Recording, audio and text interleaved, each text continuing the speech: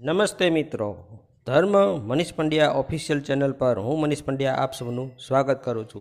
મિત્રો, આજના વિડીયોમાં આપણે જયશંકર સ્તોત્રનો ગુજરાતી અનુવાદ સાંભળીશું.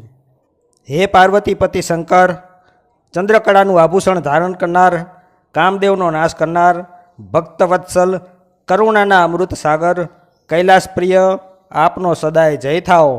શિવ તત્વની પ્રાપ્તિથી અજ્ઞાન, હૃદયમાંના દુઃખોના બાણથી વિંધાયેલો હું, તેની ચંદ્રકળાના મુગટથી શોભિત આશ્રયદાતા શંકરનું હું શરણ લઉં છું. ચો તરફ દ્રષ્ટિને રૂંધી રાખતા ગાઢ અજ્ઞાનરૂપી અંધકારને ભેદવા માટે હે દીનાનાથ, આપ આપના તેજથી અમારા હૃદયમાં ઉદય પામો. આપનું સ્મરણ જ પાવનકારી છે, તો તેમાં આપની સ્તુતિ ભળે તો શું પૂછવું. દૂધ સ્વાભાવિક જ મધુર છે, તેમાં સાકર મળે તો મધુરતાની વાત જ સી. અમે અમારા ચર્મચક્ષુથી આપના માર્ગને અનુસરવા માટે સક્ષમ નથી.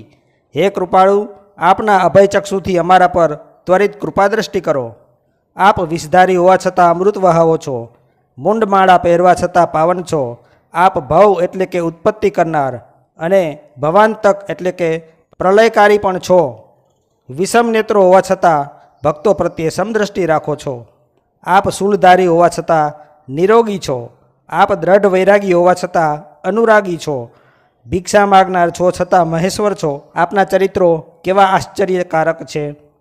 કલ્પવૃક્ષ તો આપણી સામે હોય ત્યારે જ મનોવાંછિત ફળ આપે છે, પરંતુ વિનમ્ર ભક્તોના સ્મરણ માત્રથી આપ તરત જ ઈચ્છિત ફળ આપો છો. સર્પ પાસ ધારણ કરનાર યમરાજ જ્યાં સુધી મને પકડી ન લે ત્યાં સુધી હે પ્રભુ મને અભયદાન આપો.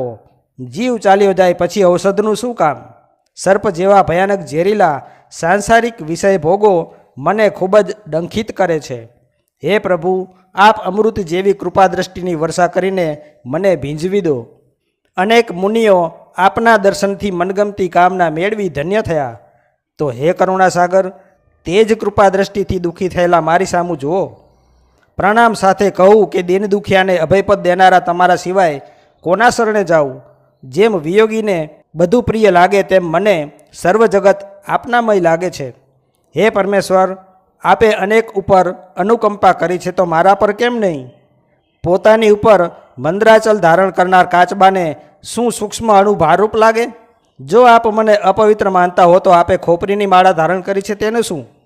જો હું શઠ અને કુસંગી હોઉં તો આપે બે જીભવાળા ઝેરી સર્પો પાડ્યા છે તેનું શું.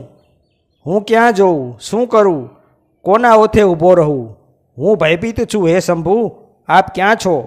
હું આપની શરણે આવ્યો છું. મારી રક્ષા કરો, રક્ષા કરો. હું વ્યાકુળ થઈને આળોટું, કલ્પાંત કરું, કે મારો શિરચ્છેદ કરું, કે હું રડું, રાડો પાડું. આપ મુજ દિન સામું જોતા નથી તો હું શું કરું. હે શિવશંકર, હે સર્વવ્યાપી, હે સર્વ શાંતિદાતા, આપને પ્રણમું છું. મારા પર દયા કરો. હે ઈશ્વર, હે સર્વ દિશાઓના સ્વામી, આપને નમસ્કાર, વારંવાર નમસ્કાર.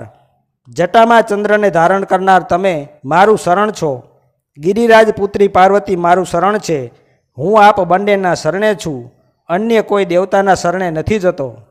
ઉપમન્યુ રચિત આ ઉત્તમ સ્તવનનો પાઠ જે કોઈ ભગવાન શંકર સમક્ષ કરશે તેને ભગવાન સદાશિવ મનવાંછિત ફળ, ભાગ્ય સંપત્તિ તથા દીર્ઘાયુષ્ય આપશે. જો કોઈ મનુષ્ય ઉપમન્યુ રચિત આ ઉત્તમ સ્તોત્રનો પાઠ શિવના સાનિધ્યમાં કરશે તેને તરત જ શિવલોકની પ્રાપ્તિ થશે અને શિવનું સાનિધ્ય પ્રાપ્ત થશે. ઓમ નમઃ શિવાય. બોલો નમઃ પાર્વતી પતય હર હર મહાદેવ હર. તો મિત્રો, જો આપને આવા વિડીયો પસંદ હોય, આપને આવી ધાર્મિક વાર્તાઓ પ્રસંગો સાંભળવા ગમતા હોય તો આ ચેનલને લાઈક, શેર અને સબસ્ક્રાઈબ કરજો. ધન્યવાદ.